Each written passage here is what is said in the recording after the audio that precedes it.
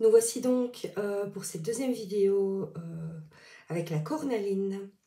Donc la cornaline est un quartz microcristallin rubané dont les zones rouges, riches en fer, sont de la cornaline. Donc comme vous le voyez en face de vous, toutes ces pierres sont de la cornaline. Certaines contiennent du blanc, certaines sont complètement rouges, certaines sont polies, d'autres pas. Donc c'est vraiment la partie rouge qui est la cornaline. Elle était déjà connue du temps de l'Égypte ancienne. On pensait qu'elle protégeait le défunt vers leur passage dans l'au-delà. C'est une pierre qui est aussi par ailleurs beaucoup utilisée en Inde, où on l'appelle la pierre des enfants. C'est une pierre très douce, qui est très bonne pour beaucoup de choses. Donc elle est liée au corps émotionnel, à la deuxième couche aurique. Et on la rapporte au chakra du sexe, le chakra sacré. Donc l'orange est sa couleur, comme vous pouvez le voir, hein, elle est bien orange.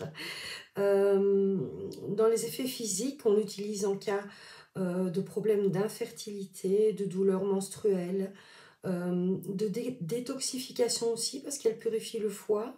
C'est une très bonne pierre pour purifier le sang. Donc ceux qui ont des caillots, des ecchymoses, des problèmes vasculaires, c'est véritablement la pierre à utiliser en premier. On dit qu'elle arrête les saignements, qu'elle régule la pression artérielle. Voilà, ce sont beaucoup d'effets physiques.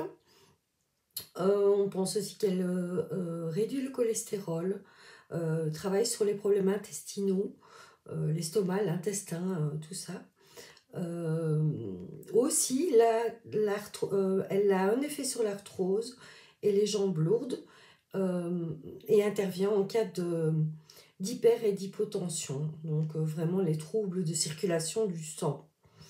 C'est une excellente pierre anti-inflammatoire, contre la fièvre, fait baisser la fièvre.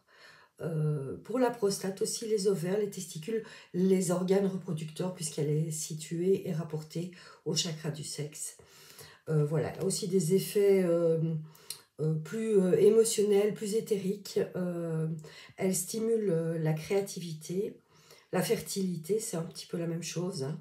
Donc la créativité et fertilité d'idées, d'amis, d'argent, un peu de tout. Elle améliore les relations parents-enfants. C'est pour ça qu'en Inde, on l'utilise pour les enfants. Elle promeut un sentiment d'appartenance, appartenance à tout, à une communauté, à l'univers. Elle aide dans les problèmes relationnels, le fait de s'ouvrir à l'autre. Voilà, on peut aussi l'utiliser pour des problèmes de motivation et de vitalité. Donc, elle sert pour les problèmes avec tous les tissus mous.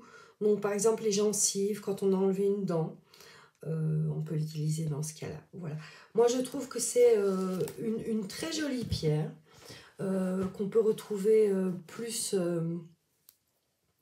voilà, plus comme ça, avec plein de reflets différents.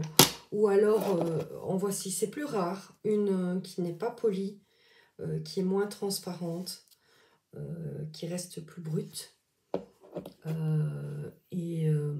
Voilà, on voit bien cette magnifique lumière orange.